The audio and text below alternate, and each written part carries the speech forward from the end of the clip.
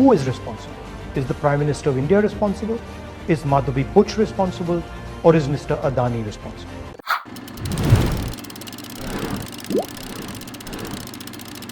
संसद का मानसून सत्र खत्म होने के साथ ही देश की सियासत में एक बड़ा भूचाल आ गया है। दरअसल अमेरिकी शॉर्ट सेलर फर्म हिंडनबर्ग ने एक महत्वपूर्ण चेतावनी जारी की। बता दें कि सोशल मीडिया प्लेटफॉर्म एक्स पर शनिवार को हिंडनबर्ग रिसर्च ने अपनी पोस्ट में लिखा कि भारत में जल्द ही कुछ बड़ा होने वाला है। हालांकि उन्होंने यह स्पष्ट नहीं किया कि यह किस संदर्भ में कहा गया है। फिर भी इस पोस्ट को लेकर अटकलें लगाई जा रही है कि हिंडनबर्ग रिसर्च एक बार फिर किसी भारतीय कंपनी के बारे में बड़ा खुलासा करने वाली है, जिसके बाद शनिवार देर शाम को हिंडनबर्ग की दूसरी रिपोर्ट सामने आई। इस रिपोर्ट में सेबी की चेयरमैन पर गंभीर आरोप लगाए गए हैं। भारतीय प्रतिभूति एवं विनिमय बोर्ड के अध्यक्ष माधवी पुरी बुच के पति धवल बुच हिंडनबर्ग की उस नई रिपोर्ट के बाद जांच के घेरे में आ गए हैं, जिसमें दावा किया गया कि इस दंपति ने उन्हीं ऑफशोर को यानी विदेश कंपनियों में पैसा लगाया था, जिनका इस्तेमाल कथित तौर पर अडानी समूह की शेयर कीमतें बढ़ाने में किया गया था। अब अडानी समूह ने रिपोर्ट पर अपनी पहली प्रतिक्रिया दी है। अडानी समूह ने हिंडनबर्ग के द्वारा लगाए गए आरोपों से इनकार करते हुए रविवार को कहा कि सेबी चीफ माधुरी पुरी बुच के साथ उसका कोई कॉमर्शियल कनेक्शन नहीं है, जिसका दावा हिंडनबर्ग की रिपोर्ट में किया गया है। हिंडनबर्ग की नई रिपोर्ट में किए गए खुलासे ने एक बार फिर बीजेपी और पूरे विपक्ष को आमने सामने खड़ा कर दिया है। इस मामले में विपक्ष ने केंद्र सरकार से तीखे सवाल पूछे हैं। बीजेपी भी इस मुद्दे पर खुलकर विरोधियों को जवाब दे रही है।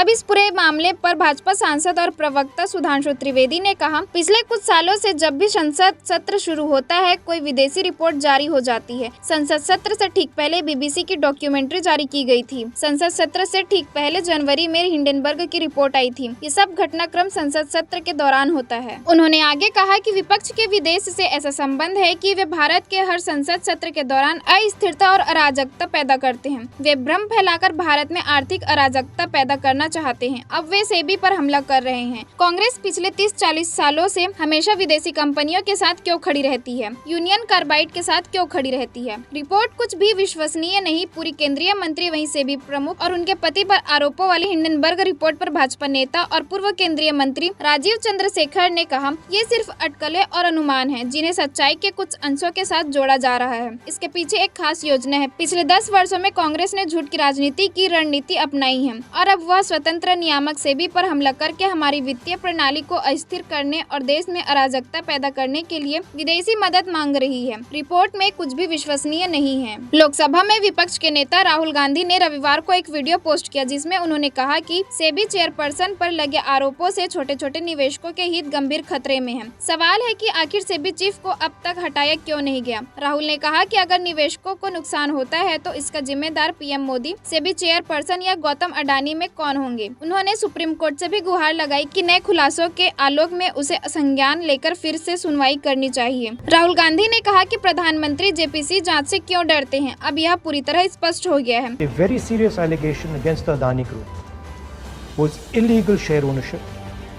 and price manipulation using offshore funds. It has now emerged that SEBI chairwoman Madhavi Buch and her husband had an interest in one of those funds. This is an explosive allegation because it alleges that the umpire herself is compromised. The savings of millions of Indians, hard-earned, honestly earned savings, are at risk. It is therefore imperative that this matter is investigated. Retail investors, honest investors, pensioners have 3 questions. The first, why has Chairperson Madhavi Buch not resigned?